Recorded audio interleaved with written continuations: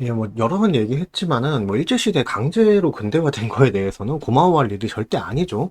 그러니까 일본도 조선을 뭐 사실상 강제적으로 합병을 하고 자국용으로 보고 개발을 한 결과일 뿐이기 때문이죠. 감사할 일이 절대 아니에요. 뭐 이것뿐만 아니라 역사는 그냥 팩트 자체만 보고 판단을 해야 되는 거지 감사건 증오건 감정을 담아서 해석하면 안 되는 거예요. 어쨌든 일제시대라는 그 시대에 한반도가 근대화가 된 거는 사실이기 때문에 뭐이 사실 자체를 말하는 것만으로 뭐 식민지 근대화론이니 뭐니 난리를 피지도 말아야 하며 역사 왜곡을 해서라도 애국을 해야 한다는 그런 미개한 중국식 역사관 또한 버려야 되겠죠. 중요한 거는 그냥 뭐 이거예요.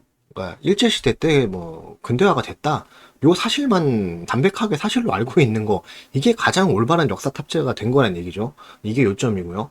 뭐 가끔 뭐 일제가 아니었으면은 조선은 스스로 근대화를 더 잘 이룰 수 있었다. 뭐 이런 말씀을 하시는 분들도 계시는데 뭐 이런 일이 있었습니다. 이런 일이 있었고 이거 나중에 뭐 읽어보세요. 어떻게 뭐 읽어보시면 되고 그러니까 자기들 권력 지키고 양반 계급제 유지하려고 끝까지 근대화 세력들하고 대립을 하다가 외국까지 자객을 보내서 김옥균은 목을 따고 시체까지 찢어 발기고 이런 미개한 짓거리를 한 게 다름 아닌 조선 정부였잖아요.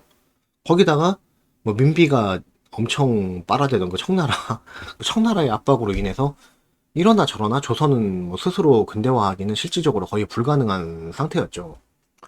그러니까 뭐 그 위안스카이라고 검색해서 찾아보시면 그 사람이 얼마나 조선의 그 어떤 자주적인 근대화를 억눌렀는지 뭐 그거를 다 아실 수 있을 겁니다. 나중에 뭐 찾아보세요. 그거 아는 사람도 아는 얘기고.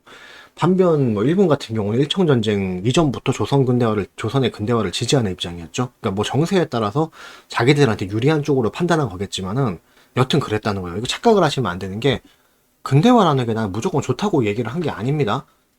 그러니까 한마디로 일본은 어쨌든 조선의 근대화를 지지하는 입장이었다는 거죠. 한일합방 전부터. 예.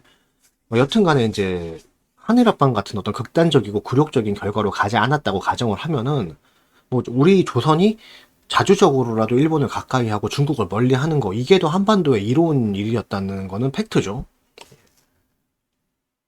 참고로 저 또한 한일합방은 한국한테도 굴욕적이고 일본 입장에도 뭐 좋은 선택은 아니었다고 생각을 하고 있어요. 뭐 이거에 대해서 안 좋은 구실만 잔뜩 만들었지 사실 일본한테도 한일합방해서 결과적으로 득된 거는 별로 없죠.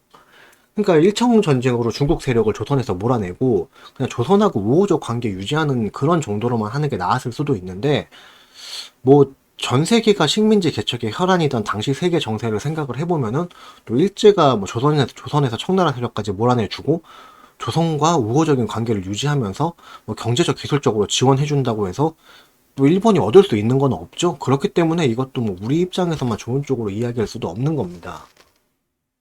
그러니까 당시 세계 상황이 이런 식이었죠. 그러니까 서구 세력이 아시아권까지 식민지를 만들면서 전 세계가 식민지 전쟁의 혈안이 돼 있던 시대였습니다. 이때가.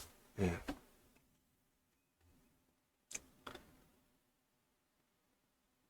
그리고 뭐 이건 그 당시 시대를 다룬 게임인데 재밌는 게임입니다. 그 당시 시대를 다룬 게임인데 그 당시 뭐 지도를 잠깐 참고적으로 넣어놓은 거고요. 흥미 뭐 게임이란 그런 매체를 이용해서 좀 흥미를 유발해볼까 하고 넣어놓은 건데 여튼간에 이제 조선 말기 세계 상황이 또 이랬고 조선 말기에는 조선 자체도 국가라고 보기도 힘들 정도의 사실 막장 국가였잖아요.